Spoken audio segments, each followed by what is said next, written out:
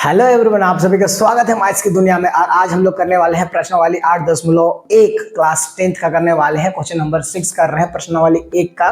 Question number 5 तक हो चुका है। अब 6 को ध्यान से समझिएगा, बहुत इजी है। अगर अच्छा लगे तो वीडियो को लाइक और चैनल को सब्सक्राइब जरूर कीजिएगा।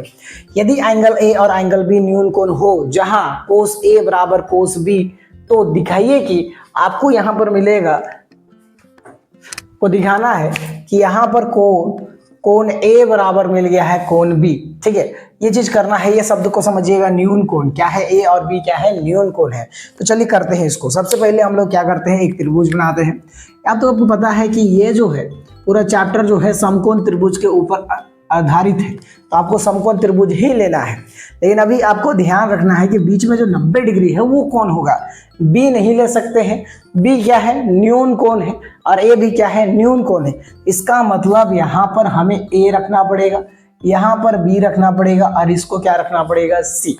ताकि आप देखिएगा तो ये 90 डिग्री का हो गया, ये 90 डिग्री का हो जाएगा आपका, और ये 45 डिग्री, और ये 45 डिग्री।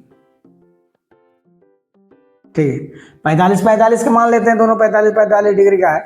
तो आप देखिएगा ये भी न्यून कोण हो गया, ये भी न्यून कोण हो गया, तो हम माने हैं। तो यहाँ पर न्यून कोण का मतलब 0 डिग्री से अधिक परंतु 90 डिग्री से कम वाले कोण को न्यून कोण कहते हैं। तो यहाँ पर देखिए ए और बी आपका न्यून कोण हो गया। अभी दिखाना है, और देखिए क्या चीज दिया गया है। एक चीज दिया गया है यहाँ पर, कोस ए बराबर है कोस बी। ओके फाइन, चलिए करते हैं। सबसे पहले आपको लिखना है, दिया है, क्या दिया है, कोण ए और कोण बी एक न्यून कोण है। Okay fine. सेकेंड, कोस ए बराबर कोस बी। यहीं से हम लोग का आंसर निकलना स्टार्ट होता है बच्चा लोग। ध्यान देखिएगा, कोस ए का मान अगर हम निकाले, यहां से ए को देख रहे हैं तो यहां समझिएगा, पिछले वीडियो में मैंने बताया था कि अगर इसके साथ वाला भुजा, ठीक है, तो सबसे पहले कोस ए तो क्या होता है, ये होता है आपका b/h, ये भी होता है आपका b/h, यानी कि आधार बटा कर्ण, आधार बटा कर्ण, बेस बटा हाइपोटेनियस, बेस बटा हाइपोटेनियस। लेकिन यहाँ पर हमें ध्यान देना है कि इसका जो कोस ए है, वो कोस ए जो होगा, आधार अभी इसके हिसाब से ए के अनुसार ये है आधार आपका। ठीक है, अब उसके बाद कर्ण तो फिक्स है ए बी, ये हो गया कर्ण आपका। तो आधार आपका मिल गया हम लोगों को ए सी बटा ए बी बराबर। लेकिन बी में ध्यान दीजिए, बी में अगर ध्यान दीजिएगा तो ये बी है, तो बी के अनुसार ये आधार है, जो साथ में रहता है वो आधार होता है, और अपोजिट जो रहता है वो लंब होता है जी, किसी भी कोण का। तो ये हो गया आधार। कर्ण तो आपका फिक्स है भाई, तो आधार हो गया आपका बी सी बटा क्या हो गया, ए बी। बी सी बटा क्या हो गया, ए बी। इसको देखिएगा तो ये हो जाएगा आपका आधार, यानी कि बी, और इसको देखिएगा तो ये हो जाएगा आपका आधार, यानी कि बी। ए के अनुसार ये आधार है, बी के अनुसार ये आधार है, तो आपको मिल गया यहाँ पर।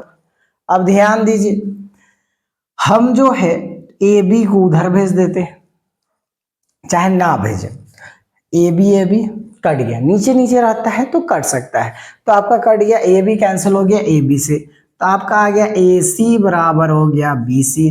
तो यहाँ पर ध्यान दीजिए कि ए सी जो है बराबर है बी सी का। तो आपको एक नियम याद रखना पड़ेगा त्रिभुज का। अगर किसी भी त्रिभुज के दो भुजाएं अगर बराबर है, संगत भुजाएं बराबर है, तो इसके संगत कोण भी क्या होंगे, बराबर होंगे। तो यहाँ पर लिखेंगे कोण ए बराबर हो गया कोण बी, ये प्रूफ हो गया। कारण आपको लिखना है, किसी त्रिभुज के बराबर भुजाओं के संगत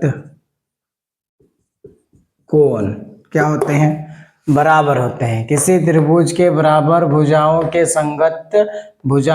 संगत कोण क्या होंगे, बराबर होंगे। इसी के साथ हम लोग का क्वेश्चन नंबर 6 क्या होता है, खत्म होता है। बहुत आसान क्वेश्चन था, बहुत ही इजी, लाइक LKG UKG।